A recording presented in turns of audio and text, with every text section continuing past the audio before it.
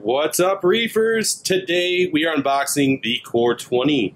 I got it in yesterday. Yesterday, Wednesday. So I'm waiting to open this thing, but I had to do it under a video. I'm not going to set it up today. I do need to get some plumbing and whatnot, a little bit different connections than my current pump has. But I am going to try and get it done this weekend and put up another video. I'm also going to give you a little bit of footage of us trying to level out my stand. My stand was a little off level. Not by much, but it was off level. And then I'll also show you pretty much the finished product of the tank and the stand. It's up on the stand right now, but I still need to finish the outside of it and add a couple boards on the inside. But I fully intend on plumbing it this weekend. So here we go.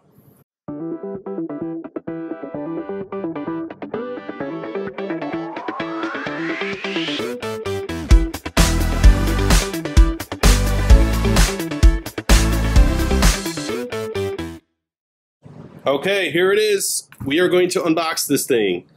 COR-20, I just got it. It's actually a beta. You can't even buy it right now. It's kind of cool. Funny story about this, when they actually emailed me, I thought it was a phishing attempt because I just did. I actually never thought the core was actually gonna come out. I, like a lot of people, were kind of just saying, you know what, put it out or stop talking about it. And evidently they did. So here it is. Sorry for bumping the camera a little bit there.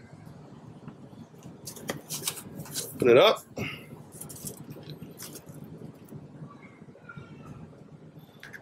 You get this with every Neptune product. Same thing every time. So let's start with this. Looks like the controller. Now, I've seen this actually in one of the reefing conventions that actually lights up and everything. It's kind of cool. Something like every other Neptune product does. But that is the controller. I have a good place to mount that. Let's see. I'm not sure which one's going to be easier to get out of here. Probably this, which is just a union. Nothing really too special about a union, except that they'll save you a lot of time and effort if something breaks. Aquabus cable, very cool. Let's see. I know you guys are interested in this, a power cable. I'm in the IT industry. I have about 1,000 of these things. As a matter of fact, I throw them out. And a power supply, big deal, whatever. Okay, so you get a lot of miscellaneous fittings, which I'm not going to take out of the bag because I have a tendency to lose things that are like this, and I really don't think I want to lose this stuff. So, yep, those are the fittings. And then I will show you the actual units. It's going to be kind of a quick unboxing today, but that's all right.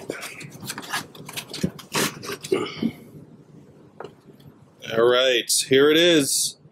Very cool. Love the coloration on it.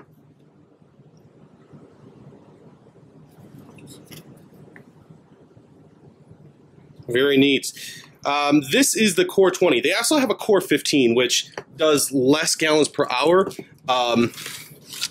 Coincidentally, from what I'm being told, and I haven't read all the specs on it or anything, but from what I'm being told, it's actually the exact same size. It's the exact same size. So that's great. I still have rock on here, so it's not going to sit straight, but whatever. So it's the exact same size, only this one pumps out about 2,000 gallons, and the other one's like 1,500, I want to say, something along those lines. But there it is. So yeah, that is the COR-20. Very stoked to have this in my YouTube area, let alone going to put this in my tank soon. I'm super excited about this. I'm going to be doing something kind of neat, and I'm not sure how it's going to work, but I'm going to try it anyway. I'm actually going to go ahead and do a side-by-side review of the COR-20 and the M1, the Ecotech Marine M1, because I have one of those that's in the box as well. So I'll do an unboxing of that. You guys have seen that 100,000 times, but I'm going to do side-by-side reviews on this thing because I want to know if this outperforms that. So I'm pretty sure they put out the same amount of gallons per hour, and I'm pretty sure I'll have to check on that again. But if they do, it'd be an awesome comparison. So that's about it. Super short unboxing, I know. Nothing over the top, except the fact that this is a product that you can't buy in stores yet, and it's in my home. So I'm going to bring you over by the 210. I'm going to show you a little bit about that and show you a little bit of us building it. But yeah, here we go. You can also see that we had to shim quite a bit, and I know the reason why. It's because my basement floor is not completely level. It allows for drainage and everything else. So I had to compensate for that with some shims. Unfortunately, where it is in my basement, it actually slopes down because of where the drains are. So I had to put quite a few shims under here, which I don't really like, but it's either that or the tank leaks, and I'll take the shims. But as I said before, I have to put another board right there. I have to take another board right here, and then if I walk over here, this is all going to get finished as well. I got antsy and wanted the tank in there. Obviously, the tank needs to get cleaned too. But you know, to be honest with you, that's not going to be that hard of a job from there. Although, now looking at this thing, I'm trying to get a better angle here. It's kind of hard in this area because where this area is, it's sort of a hallway to go back and forth to different portions of the basement. But the thing is this stand, I made this stand intentionally 40 inches high, and you got a 3/4 inch plywood on there. You're going to run about 41 inches. The tank itself is, I believe, 29 inches. So this is going to be tall. I mean, I'm roughly 6 foot, just a hair under maybe. You know, maybe 5'10" or 5'11", or I don't know. I haven't done that in a while. But yeah, so I come up to the top of the tank. However, I'm going to definitely need a step stool if I'm going to get coral placement in there. Even the dry rock, it's going to be kind of a hard thing to do. But I actually wanted it, and the reason I wanted it is just so you could stand here and see eye-level coral and eye-level fish, and everything can just be eye-level, and I really like that way. Anyways, that was about it. I'm going to show you a little bit of us putting the shims in. I really, really wish I would have gotten a video of us bringing this thing down. Because needless to say, this tank is very heavy, and bringing it down the stairs, I think I have a video of one time showing you how it needs to go down the stairs, and we had suction cups and we had all sorts of nonsense, and it was a hassle. So yeah, big shout out to a couple guys that did help me, local Reef Club guys, name's Chuck. He's come over a couple times to give me a hand with the stand and to move the tank. And then my cousin came by and helped me as well. So that is about it.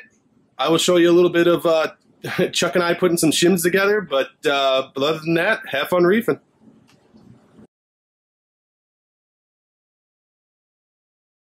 So we're shimming the actual plywood of the tank. It's 3/4 inch plywood.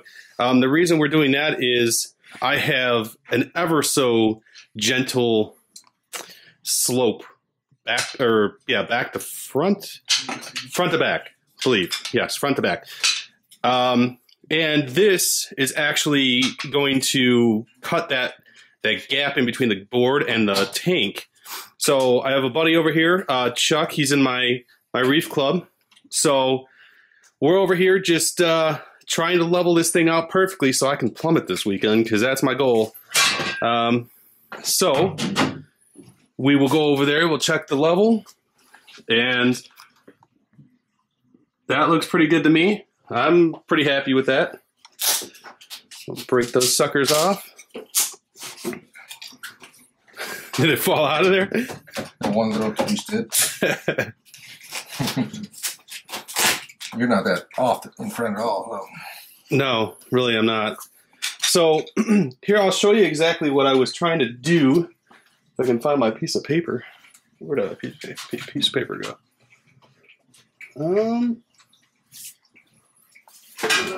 There. Okay, so what I'm trying to do here is eliminate the gap going under the tank, which, as you can see right now, there is none. I can't put this under there. I know for a fact my tank is true. And if you're building a tank stand, do yourself a favor. Go get some horror stories and go on YouTube and check out the horror. Now this side I can a little bit. And I think we might need one over here, but check out the horror stories online about tanks cracking because of little tiny variances in the front, and you have a little gap, and they're not true. So that's what we're trying to do right now. We're trying to make sure that we're absolutely true. I hope that little shim doesn't take our level off too much. It shouldn't, but you never know.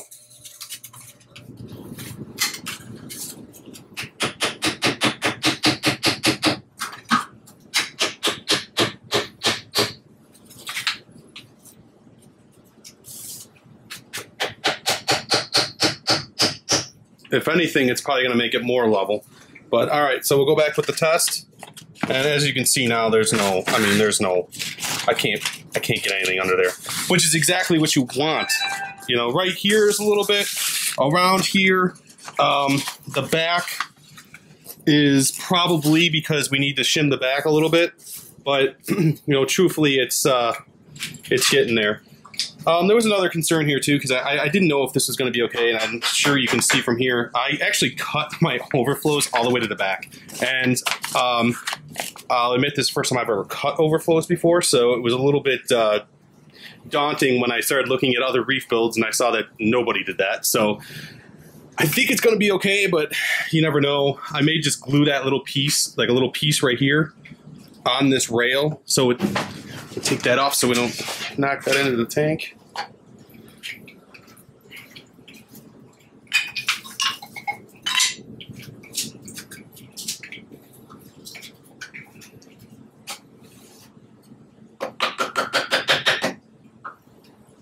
Check paper. Yeah, let's do paper check over here.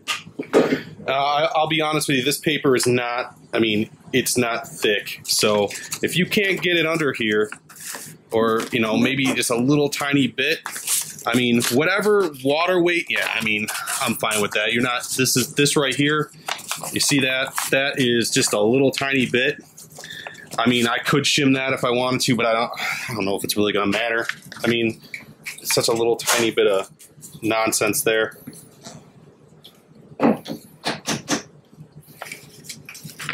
Well, now, as you can see, another shim, you can't even get anything under there.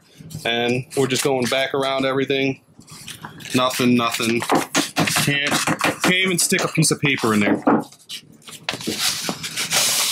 So, right here we can. Right here we can, but yeah, right here we can. Might need another one right there. Yeah, shim the whole damn thing. This side does not look like it needs to be at all. I can hardly get anything under there. And I do realize that adding the tank and adding the water is going to add some weight to this where I won't really need to worry about it too much. But I guess my whole philosophy right now is if I'm going to do it, you might as well do it right, because I really don't want to be moving this tank again. And I'm sure Chuck doesn't want to move this tank again. Nope. And I had my cousin over here. He's a bodybuilder, and I'm still sure he doesn't want to move this tank again. So we're going to have to get it right the first time. I'm going to cut this video off for a minute because we need to go and shim the back of the tank, including the legs. So, all right.